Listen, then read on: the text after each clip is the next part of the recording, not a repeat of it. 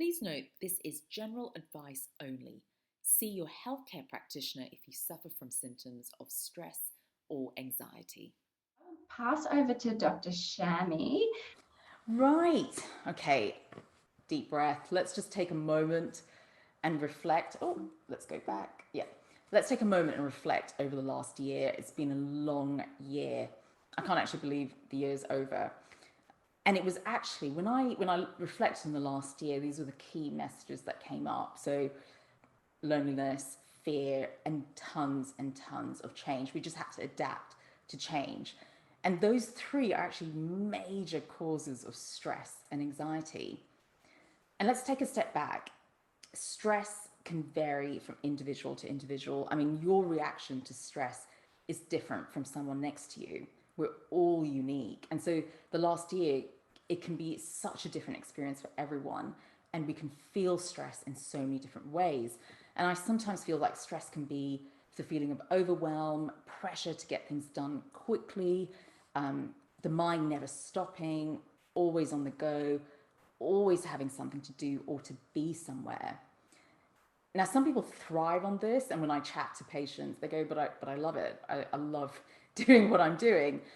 And some people feel they benefit from being in the state because they get things done, they have a positive response from it. But also, what I want to mention is some people feel that this is their normal and don't know anything different. Now, I know I felt like this 10 years ago. I was living in London, always on the move, always on the go, doing something, studying. My mind was always racing. I even spoke quickly. And I remember some people like, I can't understand you, speak too quickly. It was, and that was actually my normal. I felt that was normal. And then I moved to Australia, things changed, I slowed down. And it was just a different perspective. But what I want you to think is this state really healthy for us, just being always on the go? And that kind of moves on to where we're going next. Yeah. So the key areas where we're going to look at is just understanding that stress reaction, what's actually happening behind the scenes, what's happening in our mind, what's going on inside. But more importantly, let's turn things around, empower ourselves with powerful tools. And what does the science say behind these tools as well? And I'm going to leave you all today with one awesome technique. It's free, it's available anytime, but it needs to be used properly.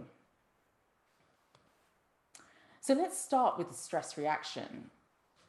So it's like what Shannon was saying, it's our perception of stress, it's our understanding of the environment. And it was actually designed to protect us, to alert us about danger so we could actually run or fight, hence why it's called the fight, flight, or freeze response. And today's world, it's the emotions that trigger the stress response. And we're talking about, say, guilt, fear, embarrassment, or even shame. So a series of events happen. So it starts off with our thoughts, processing the danger. And this is where the hypothalamus and the amygdala come into it. Now, the amygdala is the center for processing emotions, and it then sends signals to the hypothalamus at times of stress. And these two words you'll be hearing again, especially about the amygdala in our next talk about meditation. So the hypothalamus receives this message, you're in a danger response. It then sends signals to the adrenal glands. Now, these are glands that sit on top of the kidneys. It receives the response through nerves and it releases the chemicals. And it's these stress chemicals of cortisol, adrenaline, noradrenaline that's released into the bloodstream, sending messages to different parts of the body. So, moving on. Oops. So, the next part of the system that I just want to introduce you to is the autonomic nervous system. Now, this is a system that works automatically without much control needed by us. And it's literally divided into two areas, the parasympathetic and the sympathetic. And again, these two words we're going to be using a lot in the next couple of weeks. Now, the sympathetic is all about speeding things up, and the parasympathetic does the opposite. It slows things down. And then the body's amazing. It's got this amazing control mechanism, trying to regulate function, always trying to achieve balance. Now, the take-home message from this, busy slide is that look at the number of organs the nerves are connected to. And it kind of makes sense because when we're feeling stressed, we can feel that our heart races, we might get a dry mouth, we might get sweaty palms, but also, and this is what we may not be aware of, is that stress response is connected to the liver, so it releases the sugar, the glucose, and also, very importantly, especially in functional medicine, it's related to the gut, and that's where it actually affects the gut function. So from the digestion, the stomach acid, the movement of the gut, the digestive enzymes. And that's something to really bear in mind, like how the stress reaction affects different parts of the body. So when we feel relaxed, we're triggering the parasympathetic nervous system, and hence why it's actually called rest and digest. So our ultimate goal when we're thinking about the stress reaction is pure balance. We're trying to seek balance between the sympathetic and the parasympathetic. Now, often, and we don't realize it, we could be in a state of chronic stress. So remember, the stress reaction is there to protect us. We need to be alerted to danger, for example, when we're crossing the road, so we save ourselves. But in today's world, we're actually going through chronic stress, where we're mainly in the sympathetic response compared to the parasympathetic response. And there's a huge imbalance. And so just to remind ourselves, the sympathetic response, we're connected to all of these organs sending signals. And so you can imagine over time what it's doing to our body, which leads me on to the next slide. So this is what can be happening behind the scenes. So we deal with the stress response, we deal with it emotionally. We may not even realize we're in the sympathetic response throughout the day, but what is it doing behind the scenes in the body? And I'm just going to pick 3 simple organs it is affecting. So thyroid, gut, and the adrenals. And to really simplify it, to make it in just a simple terms, in actual fact, it's causing imbalances. So it's causing hormonal imbalances, it's causing nutrient deficiencies, which eventually lead to those symptoms that we live with. And that includes anxiety, sleep difficulties, fatigue, the irritable bowel symptoms. And this means that our bowels can go from constipation to loose stools, alternate, relating to that stress response, and even weight gain. So we can see from how the whole nervous system is connected, and us being in that chronic stress reaction over time, it could be weeks, it could be months. To be honest, many people are in it for many years, leading to a whole series of events. So let's have a look at ways of reducing stress. And I love this slide because it kind of reminds me of the stress reaction. I actually think most of the time we're overloaded. There's a lot of things going on. We're overstimulated. And where do we want to be? And this is where I want to be. Just that feeling of offloading, of absolute freedom. So we're going to talk about the how we're going to get there. And that reminds me, like moving from one state to another state, it's moving from the why, instead of sitting in the why, to moving on to the how. Now, at the end of the day, we will always be facing challenges. And I know I spent part of my life just trying to avoid it, avoid the stress response, but we can't avoid challenges. So how can we change our response to them? So here's where I'm going to start talking about thoughts. And a brilliant book Daniel Levitin wrote, he's a neuroscientist, and he wrote the book, The Organized Mind. And he made it very simply, and I literally took key messages from this book. And there's 2 ways we process thoughts in the day: automated and new information. So the whole day we're going through thoughts that we've automated. We do it automatically without much energy. For example, when you wake up, you've got a routine, and that's so automated now. Brushing your teeth, you don't need to think much about it. You put on your clothes, you know how to dress yourself, you know how to make breakfast. These are so automated, and it doesn't actually use much brain space, much energy. Now, the flip side is all that new stimuli. Every time we process new stimuli, it requires far more energy, far more focus and concentration. We're using a lot of energy. So let's take a moment. And in today's world, there's a huge amount of new stimuli. And we were chatting, Shannon and I were chatting, remember the days where maybe 20, 30 years ago, we didn't really have the internet in our pockets.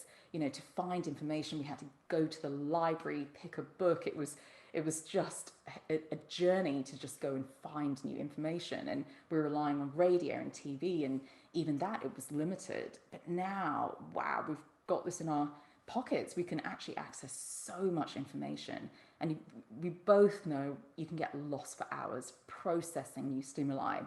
So we've not only got social media, we've got emails, we've got all the advertisements as soon as we leave the house, we've got the radio, we've got the TV, we've got the people that we meet, processing a ton of new information.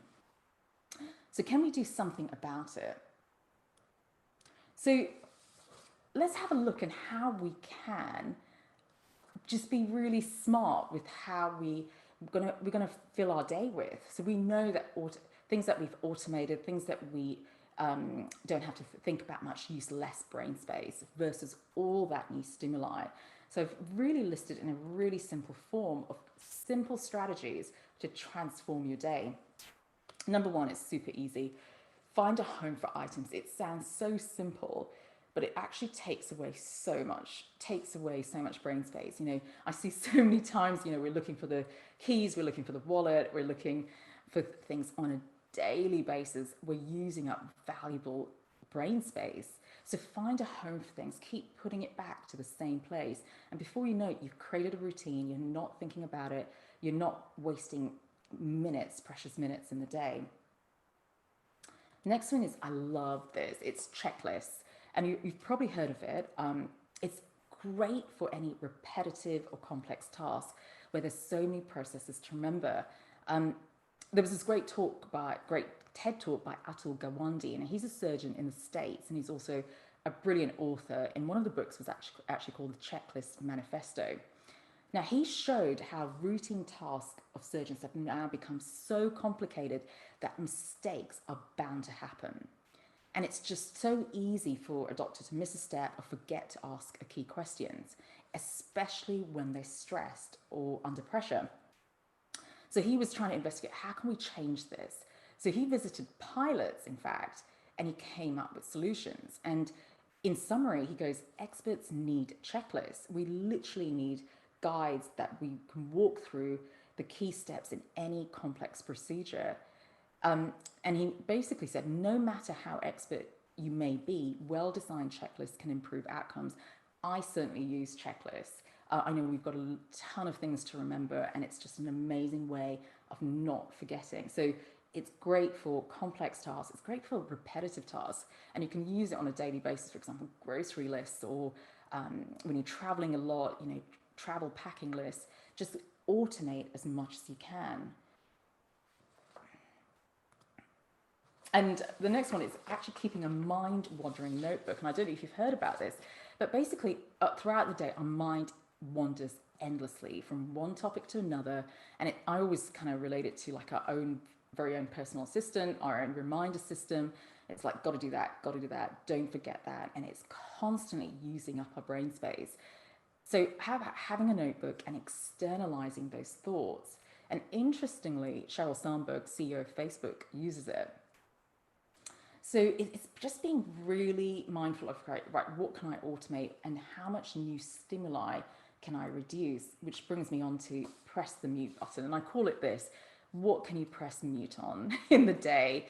And having a think and go, okay, what can I turn off in the day which is distracting? We have a lot of stimulation. I know when I check emails, all of a sudden I want to send an email, but then I'm responding to someone else and I get onto this whole trail of other activities, which just so distracting. Then you've got social media, then you're answering a phone, you're answering a text.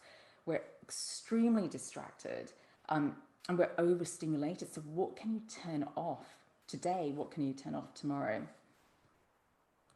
Courage to say no. I say courage because it takes a lot of effort to say no to things. I know in today's world we are bombarded with invites or things at work. We've got lots of tasks to do, commitments. So what can you say no to this week? Which brings me on to multitasking. Multitasking, as Daniel Levitin says, the neuroscientist, an absolute myth. We don't multitask. We're actually moving from one task to another in a very, very short space of time.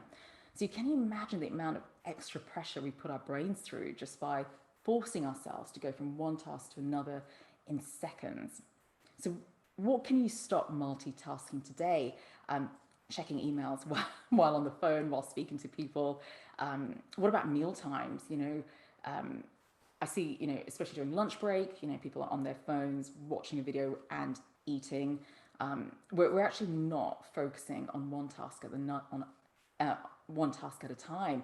Can you imagine the amount of pressure we put on our brains? So now I'm going to give you the tool that we was all talking about. It's really super simple. We all know about it, but we actually don't do it enough properly. And so what I'm going to talk about is 3 things that we need to ask about the breath, and only 3 questions. The first one is whether you breathe via your mouth or your nose. And that's really interesting. I'm going to talk more about breathing when we talk about meditation next week. And the only thing I'm going to say about nasal or mouth breathing, the way of telling is whether you wake up in the morning. One way of telling is whether you wake up in the morning with a dry mouth. More likely, you're probably a mouth breather. And what's the importance of this? Nasal breathing triggers the parasympathetic nervous system. And that kind of flips back to when I was saying we're going to repeat that word quite a lot of times. It's all about triggering the rest and digest, lowering that heart rate, keeping you in a calm state. And by breathing out through your nose triggers the parasympathetic nervous system. But today I'm going to focus on just the two other areas of breathing. Shallow or deep. And shallow literally means is whether you breathe mainly into your chest or mainly into your tummy. So I'm going to talk more about that. I'll go into it much more deeper. And deep breathing is also called abdominal breathing, or using your diaphragm, like fully inflating your lungs. And once again, deep breathing, diaphragmatic breathing triggers the parasympathetic nervous system. So you can see it all flips back to the calm state where we want to be in. And the next one is breathing fast or slow. So it's really interesting when I was testing patients and how quickly they breathe or how slowly they breathe. And we tend to breathe quite fast, but I'm going to go more into detail, and we're going to do this exercise together to say how fast do you breathe. So let's start with whether we chest breathe or we abdominal breathe. And I want to do this exercise with you. What I want you to do is just place one hand on your chest and one hand on your tummy. And I just want you to take a deep breath in and out. And I just want you to be aware of which moves first, your tummy or your chest.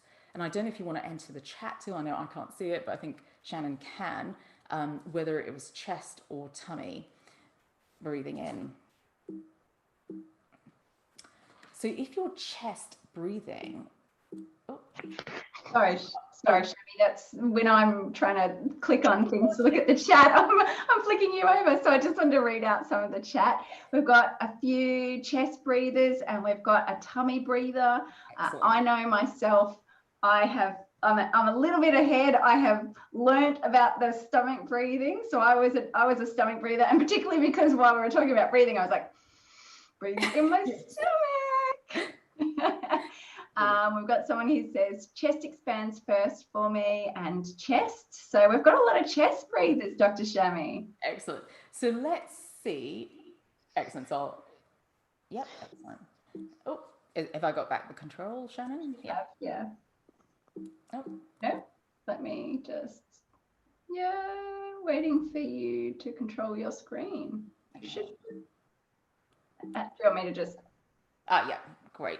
So literally when you look at chest breathing, we're only using half of our lung capacity. And that's how scary it is, that we're not fully inflating the lungs. So a great way of learning to tummy breathe is it's actually really unusual because we develop habits of breathing. We might have developed it over years of anxious state. So a great way of fully inflating your lungs, making the full capacity of the lungs, is lying on the bed and putting one hand on your tummy, one hand on your chest, and then just blowing out your tummy like a balloon and just seeing how that feels. And then you can actually do it throughout the day where you're just breathing into your tummy, blowing it out like a balloon, and just gradually working towards more abdominal breathing. Excellent. The next thing is the breathing rate. And again, we're going to do another exercise together, and I'm going to time you all. So we're going to just check our breathing rate. And literally one breath rate is a breath in and a breath out. And I'm just literally going to time you for 10 seconds. And I just want to, and then you can enter in the chat till how many. So it might be 2, it might be 3, it might be 4, and then we're going to work things out. So I'll just get you to start timing your number of breaths from now.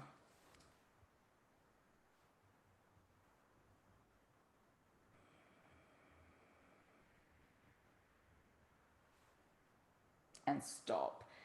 So it'll be interesting to know how many breaths everyone's taking, Shannon. Dr. Shami, I think I'm competitive because I was like, go slow. You're cheating. You're cheating. We've got a 3, a 1, a 3, 4, a 2. Okay. So just to give you an idea, so we did it in 10 seconds to make it an easy way of instead of a minute, how many breaths in a minute. So if you're going 3, you're going at about 18 breaths per minute, 2, 12 breaths per minute, 4, about 24 breaths per minute. So really interesting about the breaths per minute. Now in medicine, we've also always taught between 12 and 18 breaths. That's normal. That's what we need to expect. But the science is telling us differently now. We need to go slower. And here is the reason why. So 20 breaths per minute, only 50% of air reaches the lungs and bloodstream.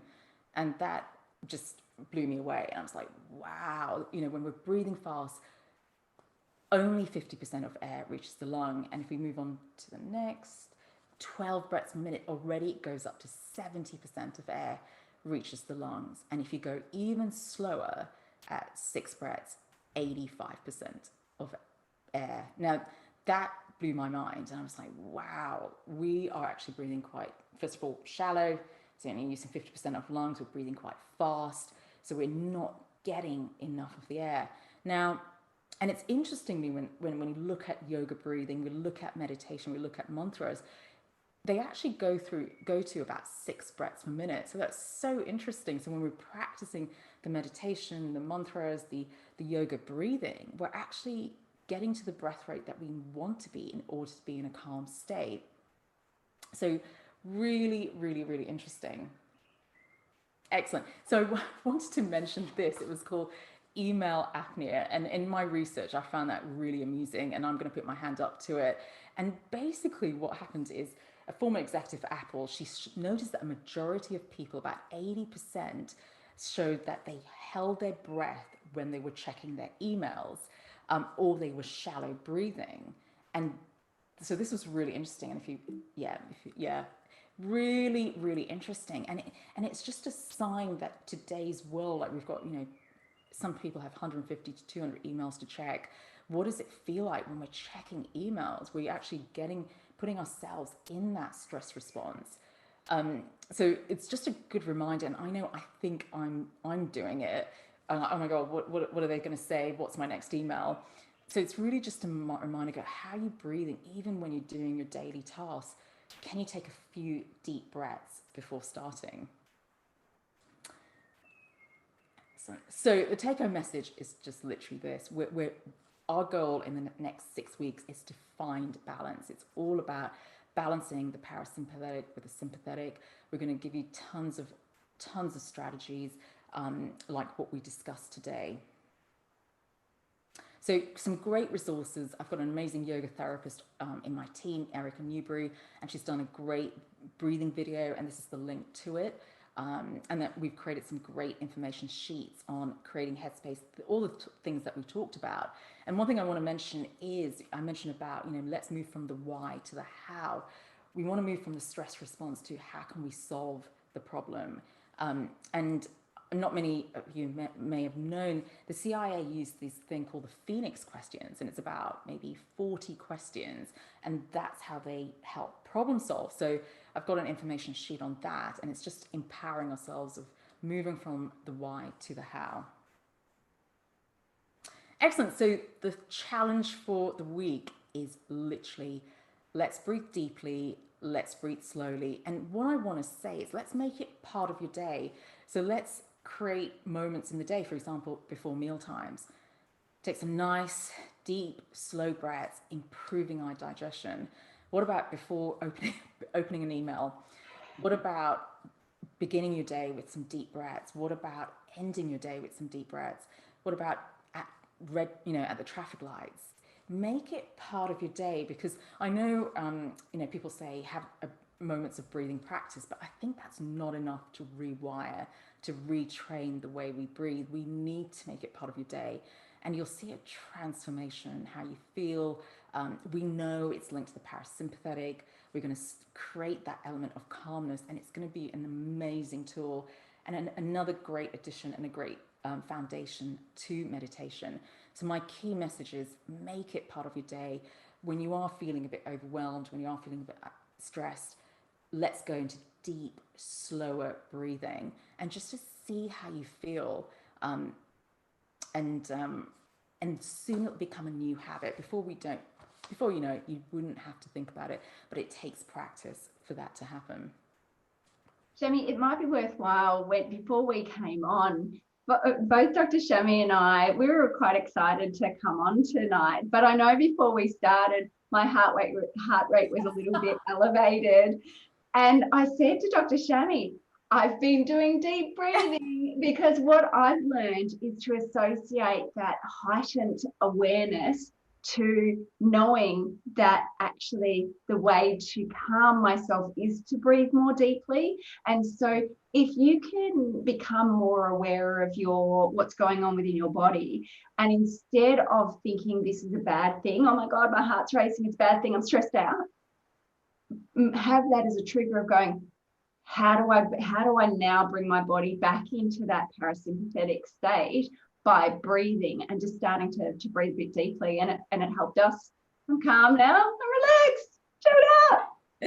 Absolutely. I hope everyone's enjoyed it. We're going to be on this journey with you all. And it's one tiny step at a time.